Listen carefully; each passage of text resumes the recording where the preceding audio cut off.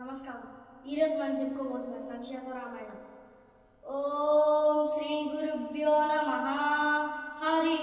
ఓం. తపస్వాధ్యాయ నిరతం తపస్వి వాగ్విదాంబరం నారదం పరిపప్రచ్ఛ వాల్మీకిర్ముని పుంగవం కోన్వస్మిన్ సాంప్రతం లోకే గుణవాన్ కష్టవీర్యవాన్ ధర్మజ్ఞశ్చ కృతజ్ఞశ్చ సత్యవాక్యో ధృతవ్రతః చారిత్రేణ చ కో యుక్తః సర్వభూతేషు కో హితః విద్వాన్ కావ్యసమర్థశ్చ కశ్చైకప్రియదర్శనః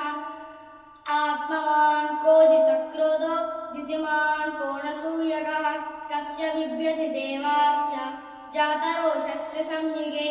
ఏతదిచ్ఛామ్యహం శ్రోతుం పరం కౌతూహలం हि मे महर्षे त्वं समर्थोऽसि ज्ञातुमेवं विदं नरं श्रुत्वा चैतन्यलोकज्ञो वाल्मीकिर् नारदो वचः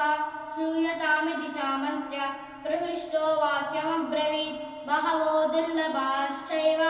ये त्वया कीर्तिता गुणा मुने वक्ष्याम्यहं बुद्ध्वा तैर्युक्तः श्रूयतां नरः इक्ष्वाकुवंशः प्रभवो रामो नाम जनैः श्रुतः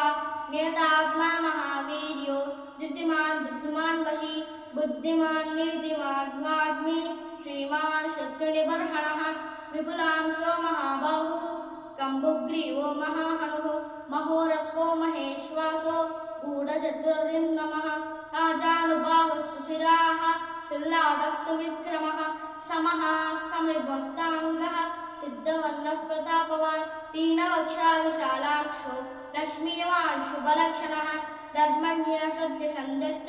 प्रजानां च हितेरतः यशस्वी ज्ञानसम्पन्नः शिशुवश्यः समाधिमान् प्रजापतिसमश्रीमान् दातार्पणिशूननः रक्षिता जीवलोकस्य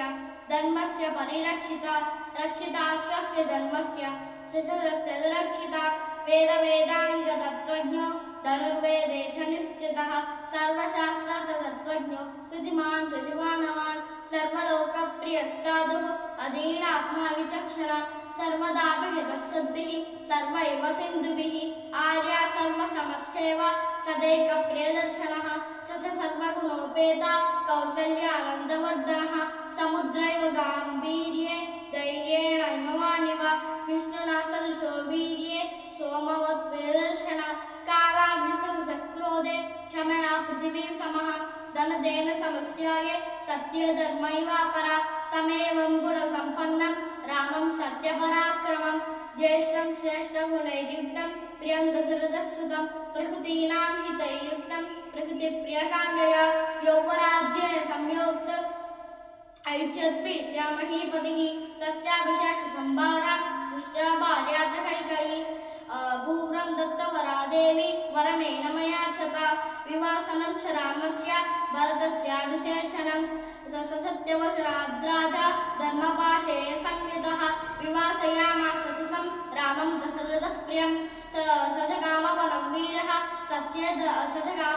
वीरः प्रतिज्ञामनुपालयन् पितुर्वचननिर्देशात् कैकेय्याः प्रियकारणात् तं व्रजन्तं प्रियो भ्राता लक्ष्मणो नुजगामः स्नेहाद्विनयसम्पन्नः सुमित्रानन्दवर्धनः.